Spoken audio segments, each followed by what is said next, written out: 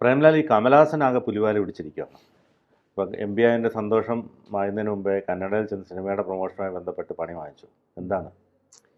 അതായത് കമലഹാസൻ്റെ thug life എന്ന് പറയുന്നൊരു സിനിമ റിലീസാകാൻ പോവുകയാണ്. മണിരത്നമാണ് ഡയറക്ടർ. കമൽഹാസൻ്റെ കരിയറിലെ ക്ലാസിക്കുകളിലൊന്നായ നായകൻ എന്ന് പറയുന്ന ഒരു സിനിമ ഉണ്ടായിരുന്നു. കുറേ വർഷങ്ങൾക്ക് മുമ്പ് വന്ന, ഏതാണ്ട് 10 അധികം വർഷങ്ങൾക്ക് മുമ്പ് വന്നൊരു സിനിമയാണ്. അപ്പോൾ അതിനുശേഷം മണിരത്നവുമായി കമൽഹാസൻ കൈകോർക്കുന്ന ഒരു സിനിമയാണ്. കമൽഹാസനെ കൂടാതെ ചിമ്പുവും തൃഷയുമൊക്കെ ആ സിനിമയിൽ അഭിനയിക്കുന്നുണ്ട്. അപ്പോൾ വലിയ ഒരു പ്രചാരം ആ സിനിമയെക്കുറിച്ച് നടക്കുന്നുണ്ട്. കേരളത്തിലും ആന്ധ്രയിലും തമിഴ്നാട്ടിലും കർണാടകയിലും ഒക്കെ, അതായത് ഒരു പാൻ ഇന്ത്യൻ സിനിമ എന്ന രീതിയിലാണ് അതിൻ്റെ പ്രചാരണം, പ്രൊമോഷൻ പരിപാടികളൊക്കെ നടക്കുന്നത്. അപ്പോൾ ഇതുമായിട്ട് ബന്ധപ്പെട്ട് ഇദ്ദേഹം കർണാടകയിൽ ചെന്നപ്പോൾ അവിടെ ഈ പ്രൊമോഷൻ പരിപാടികളിൽ ഇദ്ദേഹം നടത്തിയൊരു പ്രസ്താവന ഇപ്പോൾ വലിയ വിവാദമായിട്ടുണ്ട്. കാരണം അവിടെ ഇപ്പോൾ ഈ തമിഴ്നാട്ടിൽ ഈ ഹിന്ദിക്കെതിരെ തമിഴിൻ്റെ ഒരു പ്രചാരത്തിന് വേണ്ടി വലിയൊരു വിവാദം നടക്കുന്ന പോലെ കർണാടകയിലും സമാനമായി കന്നഡ സംസാരിക്കണം, അതിന് വേണ്ടിയിട്ട് കടുത്ത പ്രാദേശികവാദം നടക്കുന്ന ഒരു സ്ഥലം കൂടിയാണ്. അപ്പോൾ അവിടെ ചെന്ന് കമൽഹാസൻ നടത്തിയൊരു പ്രസ്താവന, അതായത് ഉയിരേ ഉറവേ തമിഴേ എന്ന് കേട്ടിട്ടുണ്ടോ? അതായത് നമ്മുടെ ഈ KJ യേശുദാസ് ഏതെങ്കിലും വേദിയിൽ പ്രസംഗിക്കുന്നതിന് മുമ്പ് ജാതിഭേദം, മതദ്വേഷം ഒരു പാട്ട് പാടാറുണ്ട്. അത് പുള്ളിയുടെ ഒരു സ്റ്റാമ്പാണ്. അതെ അതെ അതെ. അതേപോലെ ഇപ്പോൾ കമൽഹാസൻ പരമാവധി കിട്ടുന്ന വേദികളിലെല്ലാം പ്രയോഗിക്കുന്ന ഒരു സാധനമാണ് ഈ ഉയിരേ ഉറവേ തമിഴേ. അതായത് എൻ്റെ ജീവിതവും എൻ്റെ ഭാഷയും എല്ലാം തമിഴാണ്, എല്ലാം തമിഴിനെ ബേസ് ചെയ്ത് ഞാൻ പറയുന്നത്. അതുമാത്രമല്ല, ഇയാൾ പറയുന്നതും വിവാദമായ സംഗതി ഇതാണ്, ഈ തമിഴ് ഭാഷയിൽ നിന്നാണ് കർണാടക ഭാഷ ഉണ്ടായത്. എൻ്റെ കുടുംബവും നിങ്ങളുടെ കുടുംബവും ഒന്ന് തന്നെയാണ്. എൻ്റെ കുടുംബം ആ ഒരു കന്നഡ സൂപ്പർ താരം ശിവരാജ് കുമാർ ആ വേദിയിലുണ്ടായിരുന്നു. അപ്പോൾ ഈ ശിവരാജ് കുമാർ വന്നത് എൻ്റെ കുടുംബാംഗമായി, ഈ രീതിയിൽ എൻ്റെ കുടുംബാംഗം ആയതുകൊണ്ടാണ് എന്ന തരത്തിലാണ് കമൽഹാസൻ അവിടെ പ്രസ്താവന നടത്തിയത്. പക്ഷേ ഇത് അവിടെ അങ്ങ് കയറി അങ്ങ് കൊളുത്തി. കാരണം ഒരു ഭാഷയെ വെച്ചുകൊണ്ട് മറ്റൊരു ഭാഷയെ അപമാനിച്ചു എന്നാണ് അതിന് വ്യാഖ്യാനം വന്നത്. കാരണം തമിഴ് ഭാഷയ്ക്ക് എന്തോ ഒരു പ്രത്യേക പൈതൃകമുണ്ട്, അതിൽ നിന്നുണ്ടായത് മാത്രമാണ് കന്നഡ ഭാഷ എന്ന രീതിയിൽ കമൽഹാസൻ പറഞ്ഞു എന്ന രീതിയിലാണ് അവിടെ പ്രചാരം നടക്കുന്നത്. പ്രത്യേകിച്ച് അവിടുത്തെ BJP സംസ്ഥാന പ്രസിഡന്റ് അടക്കം കമൽഹാസനെതിരെ രൂക്ഷമായ ഭാഷയിൽ വിമർശിക്കുകയുണ്ടായി. അതായത് കന്നഡ ഭാഷയെ ബോധപൂർവം കമൽഹാസൻ അവഹേളിക്കുകയായിരുന്നു, കമൽഹാസൻ മാപ്പ് പറയണം എന്നാണ് പറഞ്ഞേക്കുന്നത്.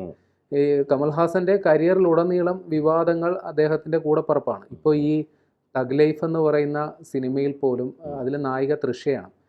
തൃഷയുമായിട്ട് കമൽഹാസന് ഏതാണ്ട് 20-25 വയസ്സ് പ്രായ വ്യത്യാസമുണ്ട്.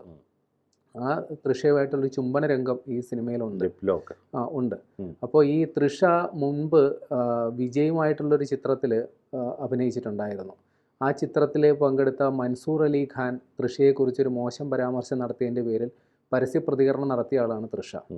അപ്പോൾ ഇത്രയും പ്രായമുള്ള ഈ കമൽഹാസൻ അയാളുടെ മകളുടെ പ്രായമുള്ള തൃഷയെ ചുംബിച്ചു. അപ്പോൾ അതിനെക്കുറിച്ച് തൃഷയ്ക്കൊന്നും മിണ്ടാനില്ല എന്ന തരത്തിൽ ഒരു വിവാദം അവിടെ കത്തി നിൽക്കുന്ന സമയത്താണ് തഗ് ലൈഫിൻ്റെ അടുത്ത പ്രശ്നം വരുന്നത്. പൊതുവേ കമൽഹാസൻ്റെ ഈ സമീപകാല ചരിത്രം നോക്കിയാൽ അദ്ദേഹത്തിൻ്റെ സിനിമയിലും രാഷ്ട്രീയത്തിലും പൊതുജീവിതത്തിലുമൊക്കെ വിവാദം കൂടപ്പിറപ്പാണ്. അദ്ദേഹത്തിൻ്റെ ഒരു സിനിമ റിലീസാകുമ്പോൾ അതിൻ്റെ കൂടെ ഒരു വിവാദവും ഉണ്ടാകും. പ്രത്യേകിച്ചും ഏതെങ്കിലും സംഘടനകൾ ആ ചിത്രത്തിൻ്റെ റിലീസ് നിർത്തിവെക്കണമെന്ന തരത്തിൽ ഒരു പരാതി അത് മസ്റ്റാണ്.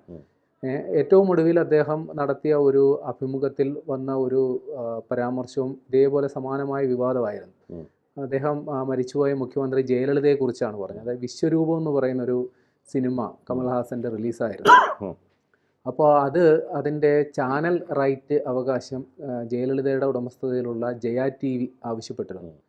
അപ്പോൾ അതൊരു ബിസിനസ് ഇതായതുകൊണ്ട് എന്തൊക്കെയോ പ്രശ്നങ്ങൾ കൊണ്ട് അത് നടന്നില്ല. അതിന് കമൽഹാസൻ പറഞ്ഞത് കള്ളപ്പണം വലിയൊരു എമൗണ്ടാണ് ജയ TV ഓഫർ ചെയ്തത്. അപ്പോൾ അതിൻ്റെ പിന്നിൽ കള്ളപ്പണമായിരിക്കാം, കള്ളപ്പണം എനിക്ക് ആവശ്യമില്ല എന്ന് പറഞ്ഞ് ആ ഓഫർ നിരസിച്ചു. അപ്പോൾ ഇതിൻ്റെ പേരിൽ ജയലളിത തന്നോട് പ്രതികാര ബുദ്ധി കാണിച്ചു. ആ ചിത്രത്തിൻ്റെ റിലീസിന് മുമ്പ് തന്നെ ആ ചിത്രം പരിശോധിക്കാനായിട്ട് DGP പോലീസ് മേധാവിയും അടക്കമുള്ളവർ വന്ന് ചിത്രം കാണുകയും റിലീസിന് തൊട്ട് മുമ്പ് ലോസ് ആഞ്ചലസിൽ ആ സിനിമയുടെ പ്രദർശനം നിശ്ചയിക്കുന്നതിന് തൊട്ട് മുമ്പ് ആ സിനിമ വിലക്കിക്കൊണ്ടുള്ള ഉത്തരവ് വന്നു. 2-3 വട്ടം വിലക്കി, പക്ഷേ അതിനെ അതിജീവിച്ച് ചിത്രം റിലീസാകുന്നതിന് തൊട്ട് മുമ്പ് വീണ്ടും വിലക്കി. അങ്ങനെ തന്നോട് രാഷ്ട്രീയ പക പോക്കി. എന്നാൽ പിന്നീട് ആ ചിത്രത്തിൻ്റെ വിലക്ക് കോടതി മുഖേന തനിക്ക് നീക്കാനും പറ്റി. എന്നിട്ട് റിലീസ് ചെയ്തു. അങ്ങനെ മരിച്ചുപോയ ജയലളിതയുടെ മരണത്തിന് ശേഷമാണ് ഇങ്ങനെ ഒരു സംഗതി വരുന്നതെന്ന് കൂടി ഓർക്കണം. അപ്പോൾ അതിനെക്കുറിച്ച് അത്തരത്തിലൊരു വിവാദ പരാമർശം നടത്തിയ ഒരാളും കൂടിയാണ് കമൽഹാസൻ.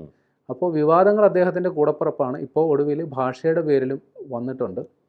എന്തായാലും ഒരു MP സ്ഥാനം കഴിഞ്ഞ ദിവസം DMKയുടെ കെയർ ഓഫിൽ വന്നിട്ടുണ്ട്. പക്ഷേ എന്നിരുന്നാലും ഈ വിവാദങ്ങൾ അദ്ദേഹത്തെ വിടാതെ ഇങ്ങനെ പിന്തുടർന്നുകൊണ്ടേയിരിക്കും. ഈ മക്കൾ നീതി മയ്യം മയ്യത്തായെന്ന് തോന്നുന്നില്ലേ ഇത്? അദ്ദേഹത്തിന് എന്തിൻ്റെ ആവശ്യത്തിനാണ് ഇത്ര ഒരു രാഷ്ട്രീയ പാർട്ടി തുടങ്ങിയെന്ന് അറിയത്തില്ല. കാരണം ഒരു ടോർച്ചും തെളിച്ചുകൊണ്ടുള്ള അദ്ദേഹത്തിൻ്റെ ചിത്രം എല്ലാ തെരഞ്ഞെടുപ്പ് വേദികളിലും ഇങ്ങനെ കണ്ടിട്ടുണ്ട്. പക്ഷേ ഈ മക്കൾ നീതി മയ്യം ഏതെങ്കിലും തരത്തിൽ തമിഴ്നാട് രാഷ്ട്രീയത്തിൽ സ്വാധീനം ചെലുത്തിയിട്ടുണ്ടോ എന്ന് പോലും സംശയമാണ്. താരപ്രഭയിൽ അദ്ദേഹത്തെക്കാൾ പിന്നിലുള്ള വിജയകാന്തിന് പോലും സാധിച്ചിട്ടുണ്ട് തമിഴ്നാട്ടിൽ കൃത്യമായൊരു ചലനം സൃഷ്ടിക്കാൻ. പക്ഷേ അദ്ദേഹം ഉലക നായകനെന്ന് ഇന്ത്യയിലുടനീളം എനിക്ക് തോന്നുന്നു ലോകത്തെല്ലായിടും അറിയപ്പെടുന്ന ഒരു വലിയൊരു താരമാണ്. പക്ഷേ എന്നിട്ട് പോലും ആ സിനിമയിൽ ഉണ്ടാക്കിയ പേരും പ്രശസ്തിയുടെയും ഒരളവിൽ പോലും രാഷ്ട്രീയത്തിൽ അദ്ദേഹത്തിന് എത്താൻ സാധിച്ചിട്ടില്ല. എനിക്ക് തോന്നുന്നു അദ്ദേഹത്തെക്കാൾ കൂടുതൽ സ്വീകാര്യത ഇപ്പോൾ രാഷ്ട്രീയ പ്രവേശനം നടത്തിയ വിജയ്ക്കുണ്ടെന്ന് തോന്നുന്നു. അപ്പോൾ വിജയിയെ ഒതുക്കാൻ കൂടി ലക്ഷ്യമിട്ടായിരിക്കണം DMK കമൽഹാസനെ ഒരു MP സ്ഥാനമൊക്കെ കൊടുത്ത് കൂടെ നിർത്താൻ ശ്രമിക്കുന്നത്. ഈ വിജയുടെ ഇപ്പോഴത്തെ അവസ്ഥ, വിജയ് ഇപ്പോൾ ലാസ്റ്റ് സിനിമ എന്ന പ്രഖ്യാപനത്തോടു കൂടിയാണ് അഭിനയിച്ചുകൊണ്ടിരിക്കുന്നത്. അപ്പോൾ വിജയ് രംഗപ്രവേശം ചെയ്തപ്പോൾ തന്നെ വലിയൊരു തരംഗം ഉണ്ടാക്കുന്നുണ്ട്. അപ്പോൾ ഇതെല്ലാം കൂടെ കൂടി വരുമ്പോൾ തമിഴ്നാട് രാഷ്ട്രീയം കലങ്ങി മറിയുമോ? അതായത് തമിഴ്നാട് രാഷ്ട്രീയത്തിൽ 2 കാര്യങ്ങളാണ് ക്ലച്ച് പിടിക്കുക. ഒന്ന് കടുത്ത ഈ വർഗ രാഷ്ട്രീയം, ദളിത് ദ്രാവിഡ വർഗ രാഷ്ട്രീയമാണ് ക്ലച്ച് പിടിക്കുക. പിന്നീടുള്ളത് സിനിമയാണ്. അത് അവിടുത്തെ ഒരു കൃത്യമായ രാഷ്ട്രീയം മനസ്സിലാക്കുന്നവർക്ക് അറിയാനും പറ്റും. കാര്യം ജയലളിത, MGR അങ്ങനെ ഒരു നീണ്ട ലിസ്റ്റുണ്ട് സിനിമാ താരങ്ങളായിട്ട് വന്ന് രാഷ്ട്രീയത്തിൽ പ്രവേശിച്ചവർ. വിജയകാന്ത്, നെപ്പോളിയൻ, ഖുഷ്ബു, ഇവരൊക്കെ സിനിമാ പാരമ്പര്യമുള്ളവരാണ്. അതിൻ്റെ ഒരു ഏറ്റവും ഒടുവിലത്തെ കണ്ണി മാത്രമാണ് വിജയ്. അതിന് എത്രയോ നാൾ മുമ്പാണ് കമൽഹാസൻ രാഷ്ട്രീയ പ്രവേശനം നടത്തി. അദ്ദേഹം തെരഞ്ഞെടുപ്പിൽ പലതവണ മത്സരിക്കുകയും ചെയ്തു. കഴിഞ്ഞ തവണ ലോക്സഭാ തെരഞ്ഞെടുപ്പിൽ കോയമ്പത്തൂരിൽ മത്സരിക്കുമെന്ന് പ്രതീക്ഷിച്ചെങ്കിലും അദ്ദേഹം അത് ചെയ്തില്ല.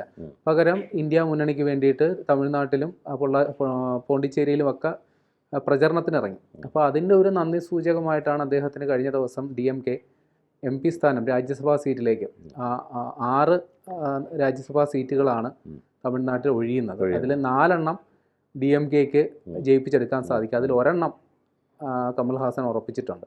പക്ഷേ അദ്ദേഹത്തിൻ്റെ പൊളിറ്റിക്കൽ ലൈഫ് എത്രത്തോളം ഇനി മുന്നോട്ട് പോകുമെന്ന് കണ്ടറിയണം. കാരണം അദ്ദേഹത്തിൻ്റെ പാർട്ടിക്ക് കൃത്യമായ ഇതുവരെ ഒരു ഐഡൻറ്റിറ്റി തമിഴ്നാട്ടിൽ ഉണ്ടാക്കാൻ സാധിച്ചിട്ടില്ല. ഒരുപക്ഷെ ഒരു MP സ്ഥാനം കിട്ടുന്നതോടുകൂടി കുറച്ചുകൂടി ജനസ്വീകാര്യത ഇക്കാര്യത്തിൽ അദ്ദേഹത്തിന് കിട്ടുമായിരിക്കും.